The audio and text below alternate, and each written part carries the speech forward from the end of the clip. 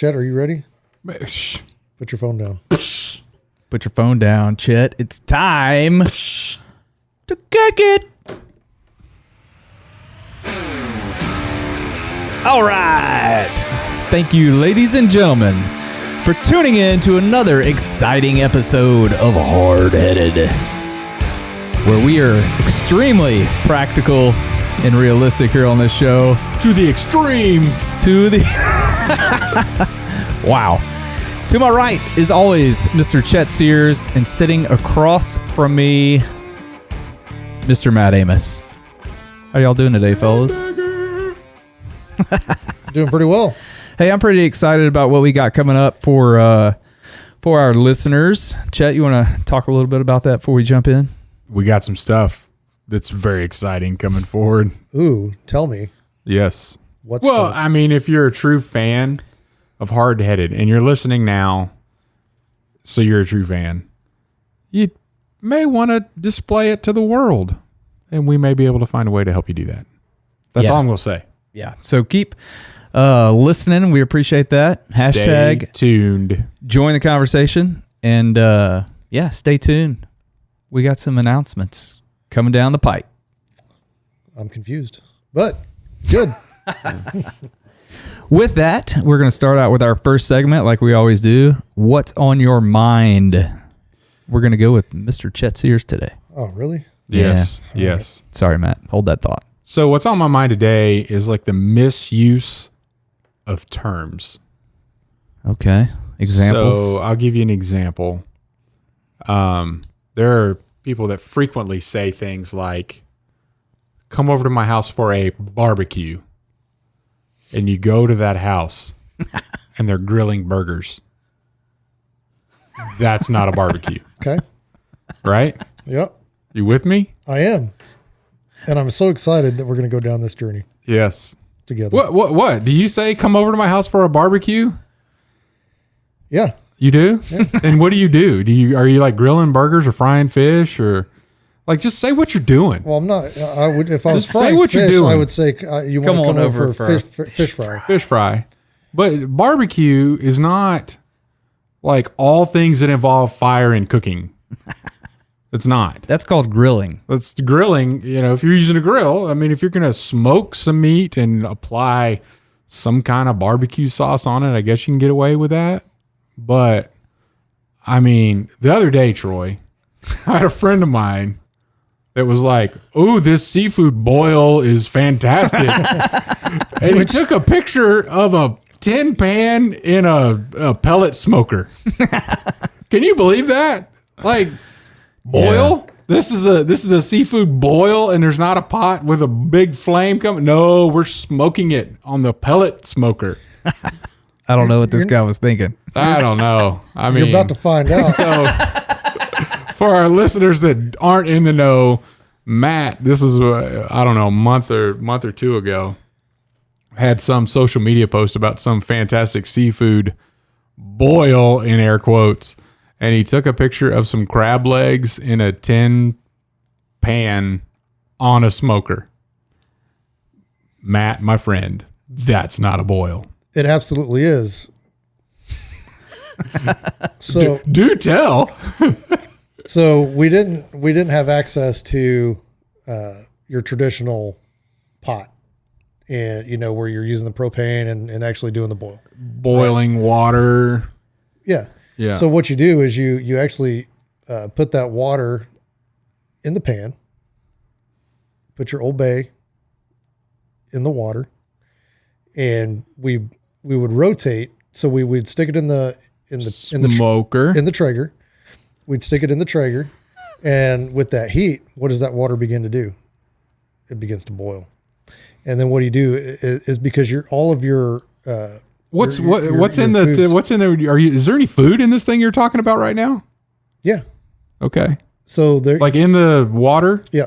So we put the we learned this later because this was an experimental boil, right? Yeah. Okay. Yeah. It definitely seemed like somebody shooting from the hip here. But what you do is you put your so we had clams, we had king crab legs, we had snow crab legs, we had shrimp, which we added later because they cook faster.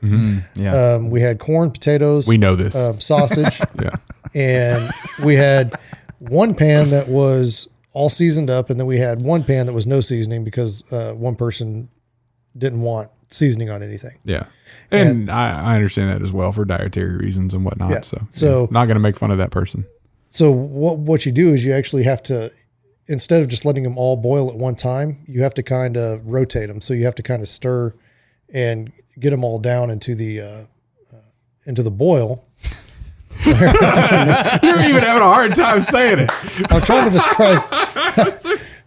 describe the process. But it sounds like a lot of work.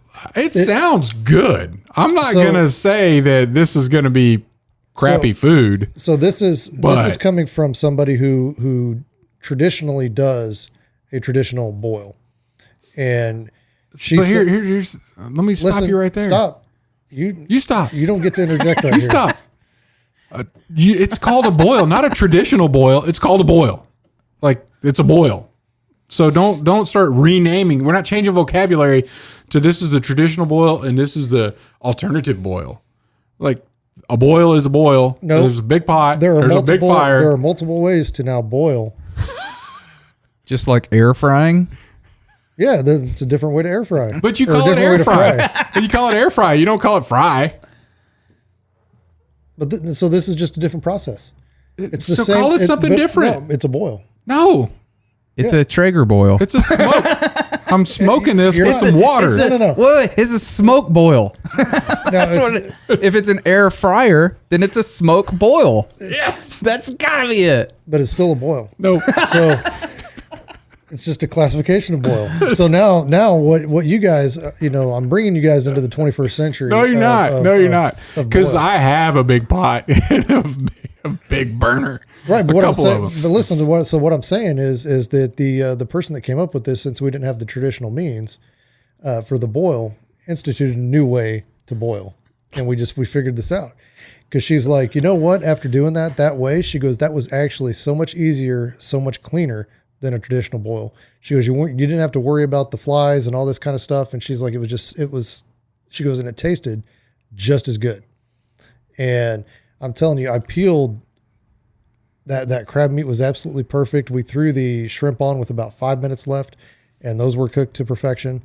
The corn, because again we didn't have enough room in those pans, we actually kind of pre-cooked those in milk and butter, and then she threw those in into the boil to get that flavor into everything else, and it was phenomenal. I'm not knocking it. It was so good. I would have loved to have been there and eaten that, but we would have had a conversation about what we call it.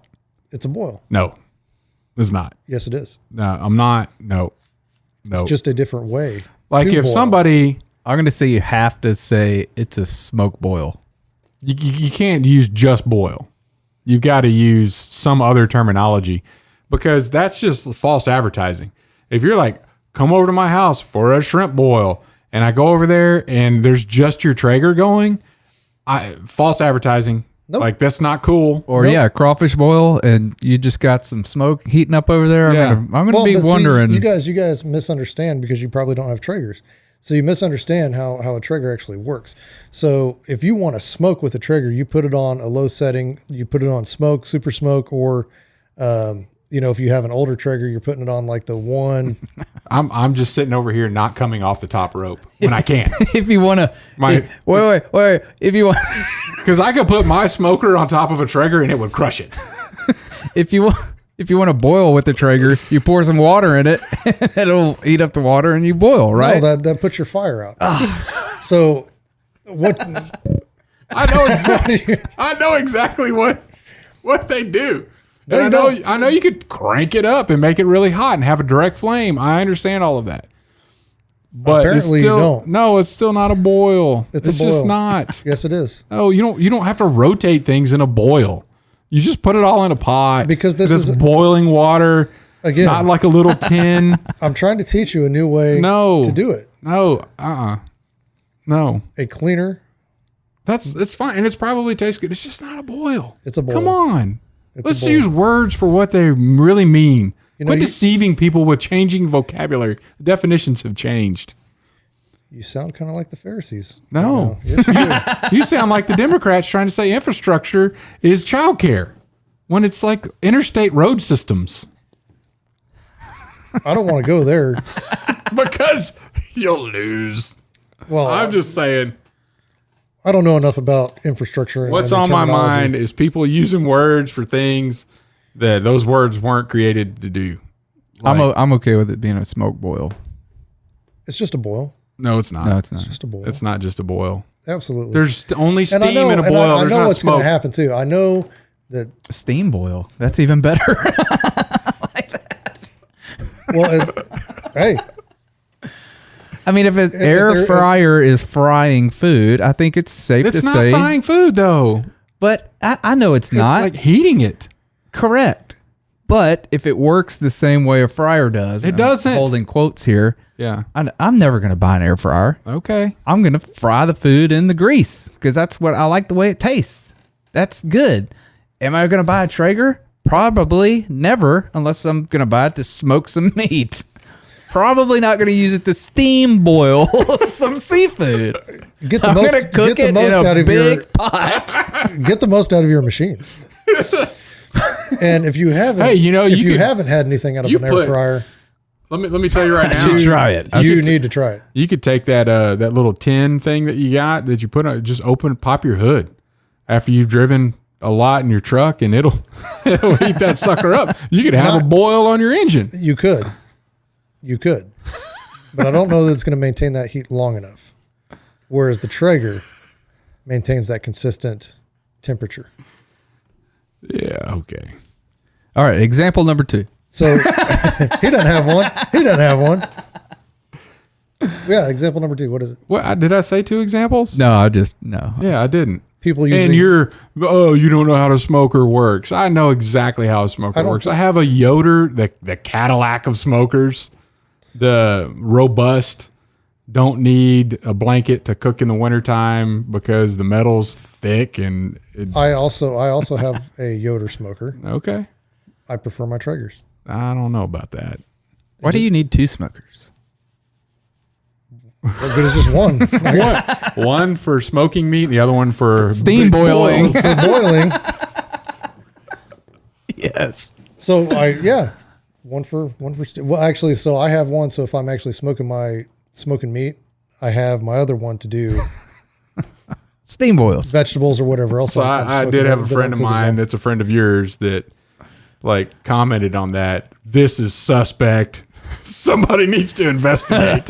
Well, and I know that he's going to be commenting. He should, because you have not provided a good defense. And well, I think I did. I like the improvisation. I love the fact that you guys were able to eat seafood when you didn't have all the right equipment. I'm all for that, and I'm sure it tasted fantastic, but it was just not a seafood boil. It was a boil. It wasn't. And that's false advertising. It is not. So the food in the bottom of the pan is boiling at that time. You rotate it. Now that other food is boiling. It's a boil. Okay. Okay. And this other friend, if he is or is not a lawyer, I think in court that provides enough. No, it doesn't. The jury would come back after minutes of deliberation. So when you bake a pot roast, are you boiling a pot roast? What do you mean? Because everything in there, when you heat it up, all that water and stuff in there starts to boil. Is it a boil? I think it has to be fully submerged, because otherwise it's roasting. Yeah, I don't know. I don't do mine. So did you roast? Did you have a seafood roast? No, a boil. And actually, I think it was chicken broth that was added into the water as well. Okay. Do you guys do that? No. You don't do that? Not like with rice, like stuff like that, Yeah. but not like seafood. No. No, I use crab oil. Yeah. Literally says boil. I think Traeger has their own crab boil seasoning for their smokers. I think they do. It's all. I believe it's in the recipe book. Oh man. They call it a Cajun boil. Hey, I will say this though: if I'm at that party, I'm eating that food. I'm eating that food. I'm not knocking the food. And I don't care how they cooked it. Now, I was going to do it, and y'all are not invited to my seafood boil. Oh, right. That was pretty funny there. I had to rib you on that, man. I've been waiting for a long time. I figured, but that's okay. That's good. Well, before we jump into our top 3, let's take a quick break from a word from our sponsor. Sponsor. I got some Admiral's Pennant beard oil in the mail, and I tried to open it up, but then I realized it's not the lid right here. It's actually taped in the middle. So that's fancy. For those of you that are going there and buying that, all you've got to do is just open this thing up. I've got a dropper. It comes with a little bit of a... So they actually come with an orifice reducer or the dropper. So whatever method you prefer. Couple drops in your hand and rub it in. Oh, I love that 1815, man. It smells so good. You know the good thing, though? So I can't good. smell you over here. Yeah? That's good in a couple different ways. It's good because I don't stink, and it's good because this isn't overpowering. It's not like wearing cologne, but it's right under my nose, so. That's the good stuff. Check it out. AdmiralsPennant.com. Are we back? We're back. And we're back. All right. Thank you, Admiral's Pennant. Now, AdmiralsPennant.com. top 3 rifles. Is it what favorite rifles, best rifles to shoot? What is this? So this is listener submitted by one of our biggest fans and a former guest of and somebody who I'm probably going to have a problem with here shortly. Hardheaded podcast. He said, I didn't pull the direct comment, but top 3 rifles. And he had a condition in there, I think. But yeah, top 3 rifles was his suggestion. And I know he was trying to go with the Kalashnikov or the M4 AR platform. I think was his comment, was it not? No, I'll explain that later when I'm discussing my top 3. Okay. All right. Why don't you go No, I think Matt should go first. first, Matt? Nope. That's what I was going to say. I was going to say, why don't you? Nope. Nope. Nope. Somebody else go first. Okay. Hey, I'll go first. Okay, go for it. All right. You go second. Number 3. Are y'all going to argue about that too? No. Okay. Number 3. Or do you want me to go first? I'll go first. Okay. Number 3 is an official Red Ryder carbine action 200 shot range model air rifle. That's right. Number 3 is from A Christmas Story. Yes. My favorite Christmas movie. One of them. We've had that discussion before. So yeah, but actually the first rifle I ever had was a BB gun. Yeah. So- Most everybody. Yeah. I would actually like to point out that technically does not qualify as a rifle. Because the barrel isn't rifled. It doesn't put a spin on the BB. That's what constitutes a rifle. Right. Well, thank you It's for. it's a BB gun. I'm okay with it. Oh, but so now we're just changing definitions, and now it's okay. But Well, it has rifle in the Title. name title of the gun, so it's a rifle. it's a BB gun. Go ahead. It's both. I have one as well. Okay, good. Well, I never owned one. That's the one with the lever cock. so I went straight to that Crossman 760 10 pump pellet rifle. I was in a shooting contest in Indian Guides in 2nd or 3rd grade. I don't remember. I won the whole thing, so I won that BB gun. Did you get a big trophy? Not that big. Yeah. No. It's too big for his age to carry home. Yeah. So, but I won my first gun ever, which is pretty cool. So, number 2 is the RPR, the Ruger Precision Rifle. You familiar with that one? Yeah. Yep. Estimated price $1,300 to $2,100. Its weight is about 9.8 to 15.2 pounds, depending on what's on it. Yeah. That's a really good platform. I know there's a lot of these long distance and competitive shooters coming out, and that's a mass produced decent platform for getting into that sport. Yep. Yeah, multiple calibers available. No, I think the weight actually corresponds to the caliber. So I think your 22 Ruger Precision is going to be your 9 pounds, and then your larger caliber, whatever their large caliber would be the 15, because I don't think they can compensate for the various scopes or optics or accessories that you're going to put on there. But Yeah. Very good. No, that's a really good platform. And my number one is the 30-06 Remington bolt action rifle, because I own one, and that's what I kill all my Bambis with. is that a 700? I don't know. It is. Yep. Yes. It's actually one of the most popular rifles of all time. And a staple from, I don't know, probably the 50s, 60s, Somewhere, I think 60s. all the way to today. I mean, that's a great. Yeah. I love it. It does pack a punch. My dad gave it to me when I was about 12 to go deer hunting with, and I've hunted with it ever since. Deer, shot a turkey with it. I shot a jackrabbit with it once, and it obliterated it. Turned into a puff. Yeah, it was interesting. That would happen. Yeah. Now, being that I've been through a lot of those long range courses, do you know where a lot of that recoil comes from? It's The bullet? It's the design of the stock. Oh, really? Okay. So a lot of these newer platforms that come out are designed so that you have less felt recoil because of the way that the gun recoils into your shoulder straight back instead of At an angle? at Canted? an angle down. Yep. And so it feels a lot worse on those older rifles because of the way that they're designed. So fact. You don't need to be shooting like a light recoil round like a 6.5. Then you could go back up to a big man round like a 30-06.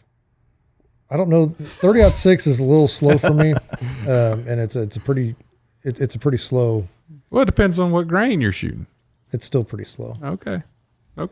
I'm just because jabbing. the grain of the bullet actually either speeds it up or slows it down. So if you're shooting a lighter grain, it's going to go faster. Whereas you're shooting a heavy grain, it's going to go slower. That's what I'm saying. No, You that's just what- that's get not a what you were 100, saying. 100 grain 30-06. You know, that thing will scream. It might actually over twist and come apart, but whatever. Yeah. I know. Just talking about terminology and messing stuff up. Wait, this goes back, Troy, that when I was Say the right thing. I was looking at buying a rifle, and I'm like, I've made up my mind. I'm going with 30-06. Matt's like, 30-06, I'll do that. So now every time I get a chance to talk about 30-06, I do just to mess with him. Well, in my Great rifle. It is, and my first rifle was a 30-06 pump action Yeah. Remington 7400. 742. We'll talk about that in a little bit. Yeah, Little preview. Oh, you got that? A little preview. Huh? Did your voice just crack? What is that? I think that was a throwback, or reminded me of Stewie. Yes. Whip. Whip. Cool whip. All right, Matt, what you got on your top three?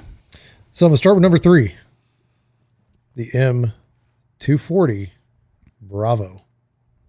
All right. That's the Remington 700, isn't it? No, No. this is a Oh, this is a squad weapon. That's the saw. it's a crew serve weapon. So the saw is a squad automatic weapon, M249. Yeah. So this is and that's a 5.56. This is the 7.62 Version of that. Well, no, they're two completely different rifles. But, Okay. it's got an effective range of 800 meters.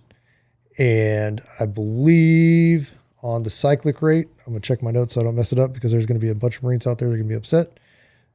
650 rounds per minute on the cyclic. So you can just hold that thing down. And when you hear those things go off, whether it's a coax from a tank or you've got the actual crew served weapon that some of your machine gunners are firing, that is the most confidence building thing to hear. You've got like a force multiplier there. It is. That's belt fed. Yeah. I mean, it terror into the enemy and comfort on our side, knowing that thing is putting that amount of lead downrange. Yeah. Excellent. The M what? M240. 240. Okay. Yep. And then there's two different versions, the Golf, the Bravo, and then they've got the lightweight one that they shoot now. I'm not all up to date on all the new stuff that they've come out with, but for my machine gunners out there, Pretty awesome. it is an awesome rifle. extremely cool. Nice. Belt fed, obviously. Obviously. That's what the M stands for.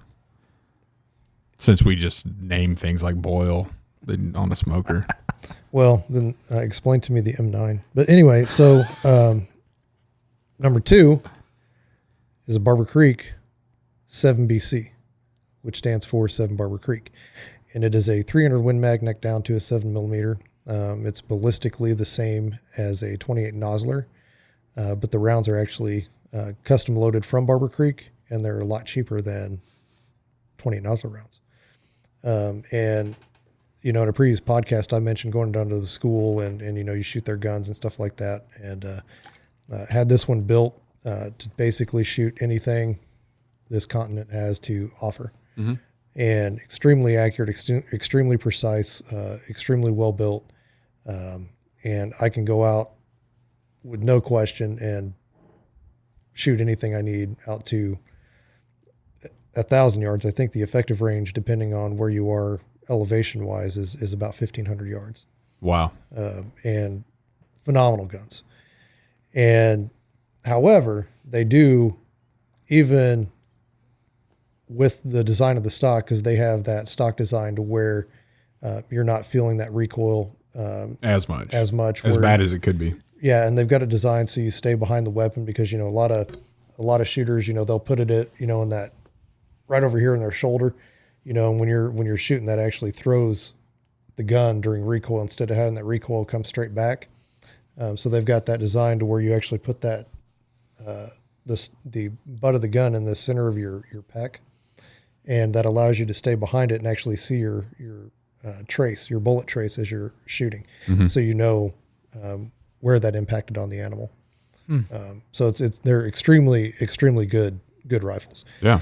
Which leads me to my number 1, which is the Barbour Creek 6.5 PRC. So is that so the first one was BC7. Is this BC 6.5? Nope, this is 6.5 PRC. So this round you can buy. That's the name of the rifle? It's the Barbour Creek 6.5 PRC. Okay. So Barbour Creek, I believe it's the Barbour Creek 1400 is their rifle, and then you can get it in whatever caliber you want. And they've designed their own stocks, which I mentioned on the other one. So yeah. It's their design that James designed for long range shooting. When you're shooting, you don't want to put your thumb over, because again, that aids in throwing your shots off. And so they have little slots on the back of the heel or the back of the handle where you slide your thumb off, and it just kind of sits there comfortably, and you can squeeze those rounds off and be really accurate. And the PRC, which stands for Precision Rifle Caliber,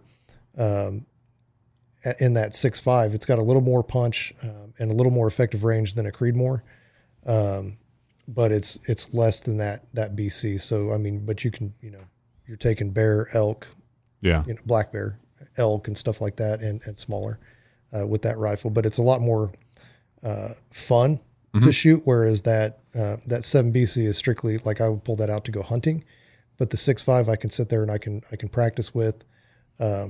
It's not, the recoil is not bad at all. You can sit there and shoot that thing all day. And like I said, they're just super fun and accurate guns to shoot. Now, correct me if I'm wrong on this, but I think I've heard you say this before.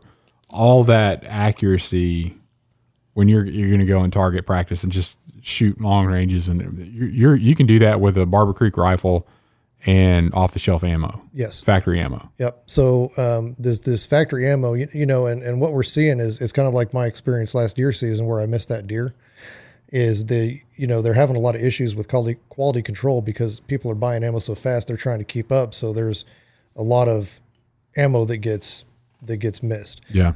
But with every box, you're going to have maybe one flyer. So what I shoot is the 147 grain Hornady match grade. And so the match grade stuff, they inspect like 1 out of every 100 rounds. So your quality control is a little bit tighter on those. But you're still going to end up with probably one flyer per box. And when I talk a flyer, you may be 6 to 8 inches off or something like that. At distance. At 1,000. Yeah. So your short range stuff, you really don't need to worry about too much. At 300 yards, you might be an inch or two off. If I was shooting at 1,000 yards, all of the rounds in that box would be flyers. It would not be my fault. But that's why you would need to go to Barbour Creek so they can teach you that you are the problem. I don't have to go to Barbour Creek to figure that out. But they're super accurate, super cool rifles. And I basically all the other guns in my safe, as far as hunting rifles, have become obsolete. Other than, the ones that have been heirlooms or have, I have a personal attachment to them, like my first rifle, which was that pump action Remington 30-06. All right. That's good, man. I like That's good. All right. I'm going to start with number 3. I'm going to go against the grain here and start with number 3. Very good. The Tikka T3X bolt action rifle. It comes in multiple calibers, but it's a very lightweight bolt action, relatively accurate. I'm not talking Barbour Creek accurate, but for your typical hunter that's going to go out to 200, 300, 400 yards, it will definitely suffice, depending on the caliber that you're shooting. And sweet, it's just a sweet gun. I enjoy shooting it. I do like those Tikka actions. Pretty cool. They're super smooth. I believe they're built off the Seiko, are they not? They are. Same Tikka and Seiko, same company. So, but yeah, Swedish. Seiko, Swedish. Swedish? I'm pretty sure. I don't know. Yeah, I'm pretty sure they are. Yeah, so I guess I can nickname my gun Meatball. I was going to say Japanese, but well, I think they're manufactured in Europe. Why don't you check that out, Jamie? And while you're doing that, I'm gonna say the number 2 of the top 3 rifles is the Kalashnikov 47, AK 47. yes, For a number of different reasons. Reliability, somewhat, and mass producibility. They're everywhere. Everywhere. In a lot of different conflicts and been around. They started the design in 1947, hence the 47. But I don't think it hit production, wasn't approved for production until like 1949. And they're everywhere. Featured in Red Dawn. I thought for sure you were going to talk about that. Well, of course, they're everywhere. In all the good movies. Like Red Dawn. Now, is that the first one or the second? The only one. Okay. Yes. The only one. But yeah, that dude was genius, I think, as far as that goes. Just a great design, exactly what they needed for mass production, reliability, and throws a pretty big hunk of lead as well. So, That it does. yes, that's my number 2. The number 1 is that Remington 760 pump action rifle. Came out in the late 50s, early 60s. I grew up shooting one, love it. They have a 742 Woodmaster, which is based on the same platform, but it's a semi-automatic version. That's a pretty good gun too. Yeah. A lot of police used to carry that. Yeah, and actually the Remington, they have a after a certain number of years they upgraded it, and it's like the 7600 versus the 760. Yep.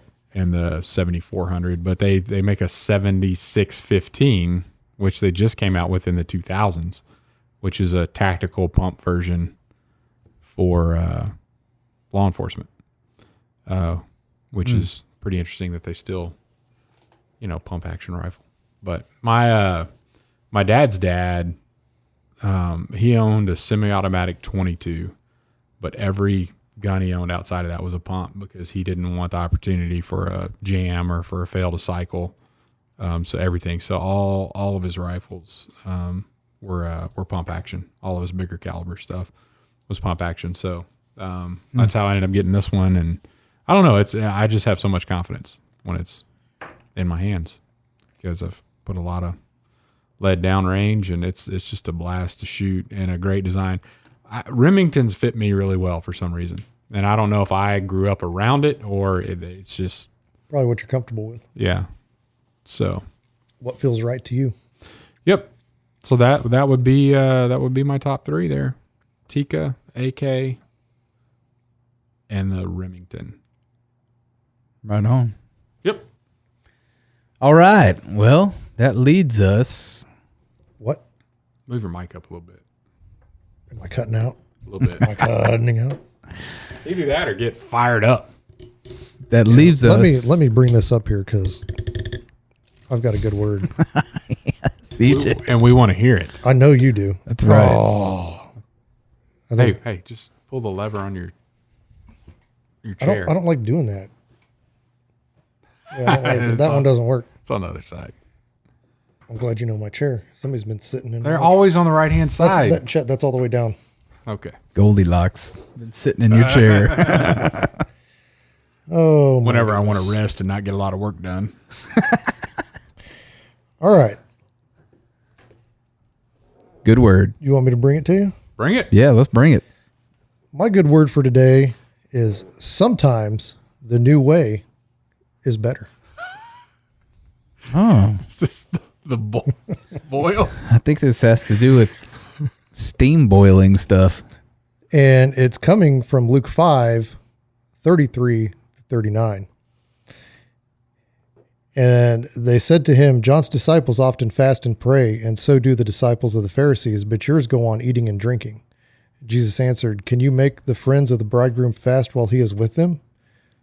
But the time will come when the bridegroom will be taken from them. In those days, they will fast. And then he goes on to tell them a parable. It says, no one tears a piece out of a new garment to patch an old one. Otherwise, they will have torn the new garment, and the patch from the new will not match the old. And no one pours new wine into old wineskins. Otherwise, the new wine will burst the skins, the wine will run out, and the wineskins will be ruined. And so, kind of what he's getting at there is, Jesus responded by saying that that his disciples should be joyful because the bridegroom is currently with them. It was not the time for fasting, but the time for rejoicing. So the Jewish leaders, this was a major shift from what they thought fasting should be. And, he gave 3 examples, which I didn't read, but they are in 33-39. They're in those verses. And he was trying to help them understand of how new and old things do not always mix well. And he was implying that a lot of people always want to hold on to the past when they are presented with something new. And so it kind of went along with the new way to do a boil. Oh, geez. And that we shouldn't cling to those traditions when there's a new way of doing it. Not that the old way is terrible, but the new way might be just as good. Okay. But it reminds me of a joke. Similar to, like, why do we do things? Like, our expectations aren't always of what's going to happen, especially our interaction with God, right? Like, if we pray for something and we expect it to be answered in a certain way. And I think in this case, the Pharisees were so caught up in their traditions that they were blind to see that what they've been praying for, the Messiah, this is how we do it. This is what we're focused on. And he actually showed up, and they were still like, you're not going along with the traditions. Of course, they didn't know he was the Messiah.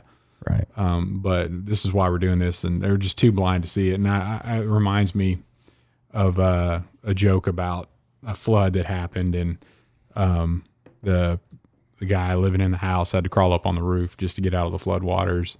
And he started praying for God to rescue him from the situation. And, a neighbor, came by and in a boat and said, hey, hop in the boat and I'll take you to safety. And he's like, no, I've been praying to God. God's going to rescue me from the situation. And he's like, okay. And he drove off in the boat. And then a little bit later, a helicopter came by. Hey, we climb on the ladder here. We'll get you off the roof. And he's like, no, I've been praying to God. And ended up, a guy died, right? And he's there in heaven, like, God, why didn't you save me? He's like, hey, dummy, I sent you a boat and then a helicopter, And so a lot of times in that case, hey, we're looking for a certain thing, or we're fasting for a certain reason. And Jesus is like, hey, this is what I'm what you've been fasting for. Like, I'm here. And they're like, oh no, that's just, people shouldn't be rejoicing now. They should still follow the old traditions. And a lot of times we're so caught up in what we're doing that we don't see what God's trying to do. Yep. And so just to finish it off, verse 39, and no one after drinking old wine wants the new, for they say, the old is better. I'm not saying that food was bad, Matt. I'm just telling you can't This new way to boil is better. No, it may be a new way to cook seafood on a smoker. To boil seafood, yes. No, that's just not. Anyway, that's my good word. Is sometimes the new way is better. Not always, but in this instance, biblically and in our discussion, the new way is better. I like to see you try to steam boil some spaghetti. Probably not going to happen. Well, you would boil spaghetti. You don't. Just like you boil seafood. I think what we witnessed just now was one of those situations where somebody's like, I have something I really am all for, and I'm going to go find a scripture and wrap it around that and say, if you disagree with me, you disagree with the Bible. That's actually not the case. It actually just kind of appeared to me. So I was actually looking for something along those lines, like just a new way, and we get so caught up in our traditions and the old way of doing things. And, even myself, the way that the way that the Marine Corps used to be, back when, the Vietnam guys and prior were going through, and they were getting beaten and all this kind of stuff. And we figured out that that's probably not the best way to train people. Yeah. Because you're not going to have their confidence when you go into combat, because that guy's going to be thinking, man, as soon as that guy gets out in front of me, I'm going to, friendly fire, whoops. Yeah. So, but, so I was that way too, and I look at the things that they're doing now, even though I'm not a part of it, and I get irritated because it's not the old way that we used to do things. But hey, maybe these new ways, some of them are better, not all of them. Yeah. But some of the new things that they're doing, I think, are better. Yeah. That's fair. So anyway, that's my good word. Yeah. Thank you for your good word. Right on. I like it. All right. Thanks for listening, everyone, to another exciting episode. Very exciting. It was thrilling. It was thrilling. That's a good word for it. All right. If you have not subscribed, please do so. You can watch us in person on YouTube and Rumble. Listen to us anywhere you find podcasts, Apple, Spotify, and the like. I'd like to know if you think I'm being unrealistic with Matt's use of the term boil. So he's definitely not being practical. Join the conversation he might in the comments. Sounds pretty realistic to me. Yeah. I don't know. Visit us at www.hardheadedpodcast.com. Share with your friends, like, subscribe. Give us an email. Ask us a question. See you next week. Do something. Yes. I could just see it now. Come over to my house for a seafood boil. #Luke5. 33 through 39.